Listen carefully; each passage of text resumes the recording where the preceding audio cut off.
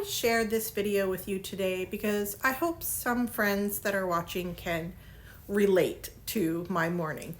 Cleaning my kitchen today took about 45 minutes and it was loaded with feelings of failure and frustration. In this video, I'm going to talk through my thoughts that I was having while I was doing this and how I have to force myself through those negative feelings. It's early in the morning, my kids are still sleeping in, so I couldn't talk to you while I was doing this task. I had to do a voiceover later the same day. My name is Erica Lucas and I'm glad you are sharing your time with me today. I try to reset our kitchen here before we go to bed, or my husband does it. Some nights I just throw in the towel, the kitchen towel so to speak, and just go to bed with the mess left on the counter. I always regret doing that when I walk into the kitchen the next morning and things look like this. Before I even jumped into this, I had a cup of coffee, my first coffee of the day, and I just drank my shame down with my first cup of coffee and reset my mindset. I decided to film cleaning up the counters, even if I wasn't sure I was going to use the footage and be able to do a voiceover that made sense. Sometimes I get some negative comments that drag me down and people discuss my habits, but I do put myself out here on YouTube, on the internet, for commenting on YouTube.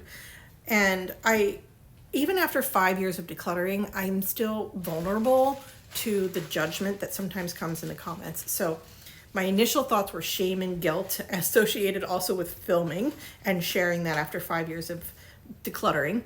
And that I should not go to bed until I took care of this, and I'm home with the kids, so that job should fall on me. My husband often tags in too, but he's as tired as me on our busy days. He just wants to go to bed too.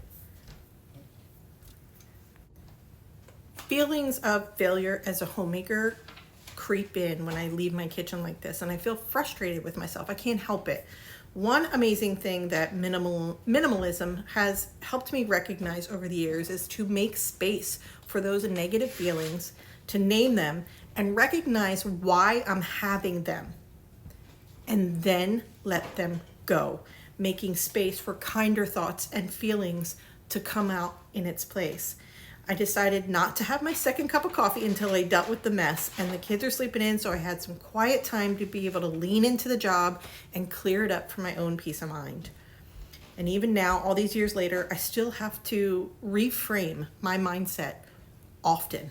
I mean, very regularly. Instead of beating myself up about the habits that work on some days and when they don't work on other days, I force myself to look at the mess with a different lens.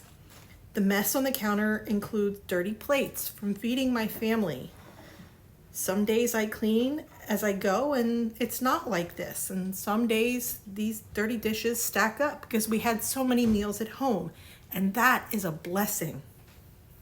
This mess also has activities and extracurricular stuff from a few days of fun plans with the kids. And life is messy. And sometimes our counters are messy too. I have been in homes with clear counters and there's no messes to be seen, and I actually find myself feeling uncomfortable because I feel like I can't relax. But in homes that have a couple of piles and a bit of mess about, I actually feel more relaxed. And when I go to visit friends and family and there's a bit of mess about, I see a family living their lives and I am not seeking perfection, and that for me is a very comfortable space. So here's the thing, if perfectly clear counters give you that feeling of comfort, then that's what you should lean into. Recognizing what we pull joy from in those moments is important and individual to each of us. Some days it's like that for me. I have to pull joy out instead of waiting for joy to find me.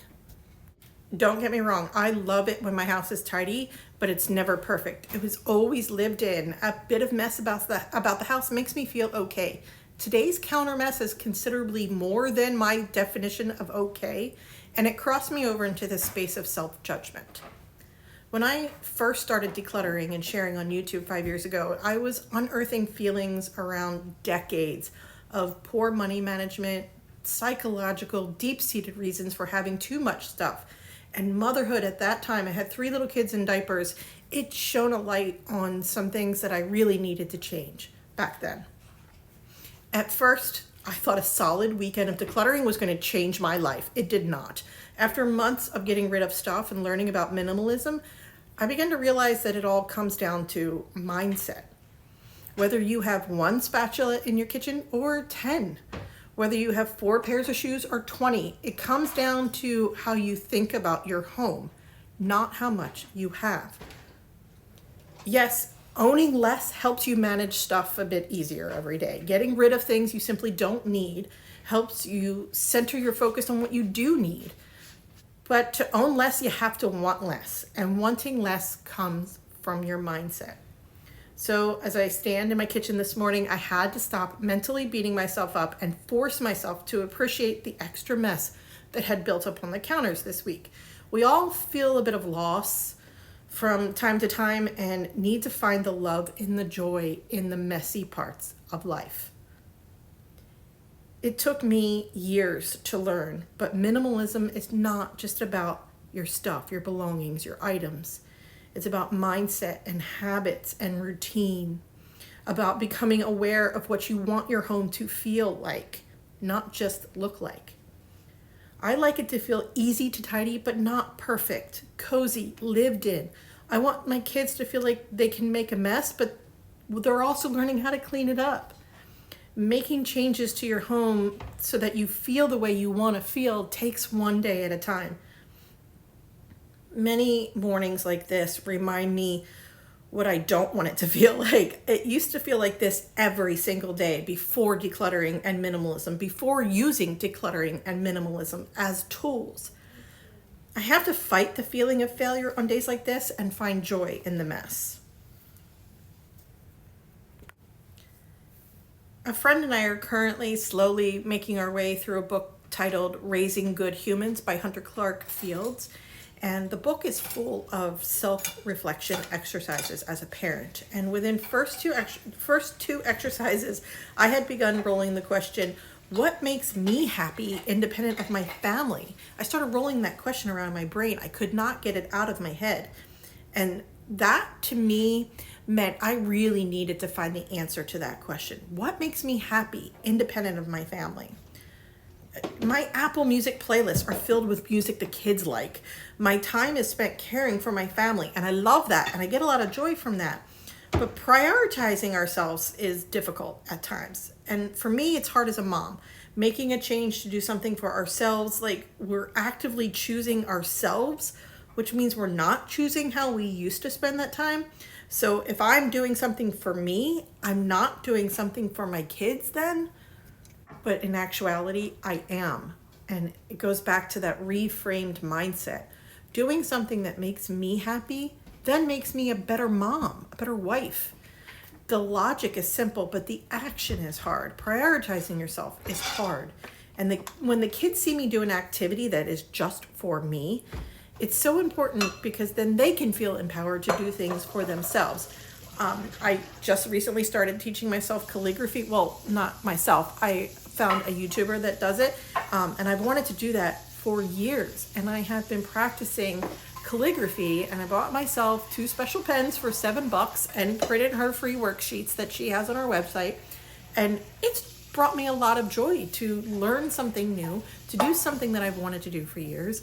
And finding the time to do that and prioritizing yourself can be difficult, but when I do it, I am happier. And when I am happier, the kids are happier. It's just how things are in our household. The main takeaway I wish for you to have from this video is that if there is something that you think will make you happy, try to find the time to do it. And when you stand in your kitchen and you're beating yourself up in your head about something you should have done, about the way you should have taken care of the house yesterday, about the way you should have been a mom yesterday or earlier this morning, take a moment to live in that space and figure out what those negative thoughts are telling you and make space for kinder thoughts that are actually healthy and good for you. Thank you for sharing your time with me today.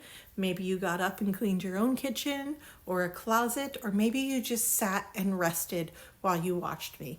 Either way, I'm very glad you spent your time with me today, and I'll see you in the next video.